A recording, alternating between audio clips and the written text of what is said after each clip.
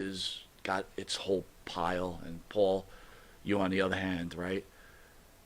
What is what does a wrestler go through? Maybe is the better question, so the fans really understand. So, and I'm going to hand it right back to you guys. As a fan, I look at you guys. I said these guys are our heroes. They're very talented. I love everything about them. But let's not get crazy. They hit the ring for 10 minutes and then they're traveling and they live this blessed life. Straighten me out. Straighten you out. You need straightening. Yeah, that's for sure. You're one bent son of a gun. Well, I mean, you know, the, it's a balance. It's a balance. It's a juggling act, especially being away from our families long periods of time. I can think of one hard time where, I was in Japan for several months, and I had family members pass away, and it's difficult not to be there and to support the other family members that need help with getting their lives back together, after a loved one goes away. And anybody that's, ever lost someone and had to been basically, responsible for that person's life post-death, can certainly understand you know, how traumatic and how much drama that brings to the table, and how deaths in the family can certainly tear families apart. And to experience that, while not even being in the country, it's hard. It brings like a lot of stress, and then there's the juggling act of not letting that interfere with your work. You just have so much heavy stuff personally, and now you have to try to like get it together, and on top of that, maintain your image and maintain body and maintain a diet. When the first thing I would want to do is go to a bar and like drink my pain away. Yeah. Just drink my pain away, and like that's not, you got to kind of get it together. Like, okay, that's not an option right now. You have a job to do, and it's just, I think over time, as you become a adult, you learn and grow on how to get better at managing your emotions and your feelings. And I had this conversation earlier of just like not letting emotions and anger get the best of ourselves, and letting our emotions and anger make poor decisions for ourselves that could affect us financially. It's we get better as adults, or we try to. But it's really tough. I would say, that's an example for me when just things got really complicated on so many different levels, where I felt like I was juggling my life in another country and then helping my family juggle their new life without, without our loved ones. So. Well said. Yeah, no, I mean, it's a great question, because people tend to want to keep the sheen over the I can't even call it glamour, but the TV wrestling sheen that kind of stays over it. Like, people like to stay on that in terms of interviews, and so you asking a question like that, especially with you being able to hide behind sunglasses. Well, I'm really crying behind these I sunglasses. can tell. No, that's why you have the beard. I'm It's gonna a walk. sponge. I'm going to walk out of this interview, and I'm gonna I go just sit hope outside. you'll still talk to me. And yeah, If you kneel down and say you're sorry, yes, I would Well, definitely no, maybe think about it. it's kind of it's related to that disease that I was talking about, in that it I don't know. God, I'm getting nerdy. Like, what is that thing that Venom is like a symbiote or something? It like gets in them and then it takes over, Yeah. right? That's probably a more accurate description.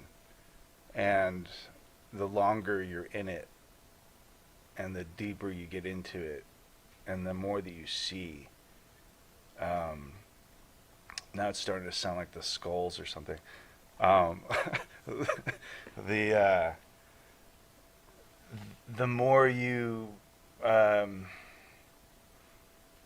the more you witness things that you know, and I'm sure Melissa can vouch for me. Where it's like, you, there's no way you could make this stuff up. The stuff that you see, you know, to quote Joaquin Phoenix's character in 8mm, you see things that you can't unsee, you know, Yeah. and you witness things that you can't erase. And so for someone who's not experiencing something similar on a similar track, that's a real tough cookie to swallow and to eat, right? Because as a partner, you it's not going to work if there's not trust. Like trust, like, just like any relationship, really.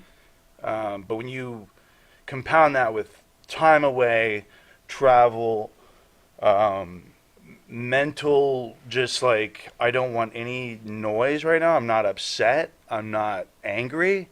I just don't want to talk to anybody. I don't want to hear anyone talk. I don't want the TV on. I'm going to go for a walk. My phone's in my pocket. I'm not looking at it because I'm in the moment, wherever I am, to just clear my head.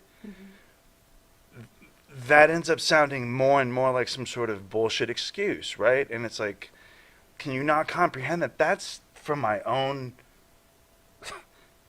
like, that's for me, like, that like, I need that, or I will, like, or it's not going to be pretty, like, I don't know, you know, like, because you only have so much of a physical and an emotional, like, mental battery, you know, and if you're not recharging that in some way, it's gonna conk out, and you're fucked. Absolutely. You're fucked, Absolutely. right? And so much of that emotional battery is dealing with, and I don't mean dealing with like but just having to continue your communication with people back at home or across the country or in other parts of the world, or business partner or family or whatever. Like, I lost my grandmother when I was in Japan as well, and she was my dearest relative.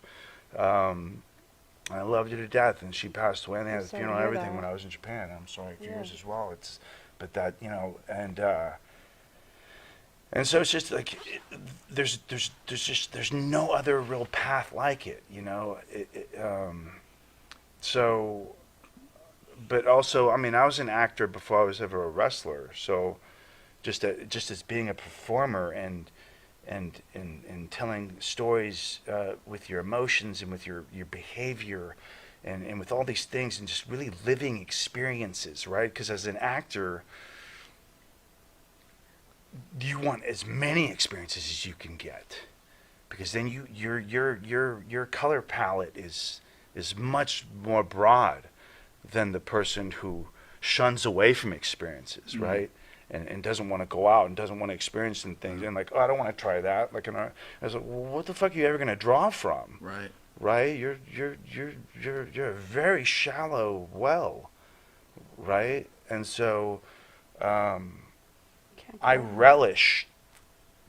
I hate sleeping because I feel like I'm missing out on something.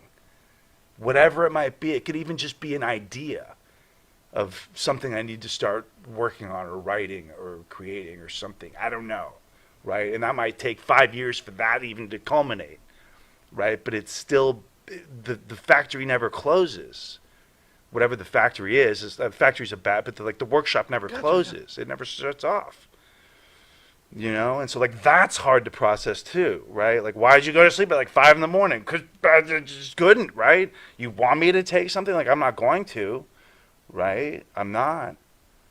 I might have some herbal essence, but you know, you find what works for you, right? People do yoga, people do knitting, people bake, people I don't know, whatever they find.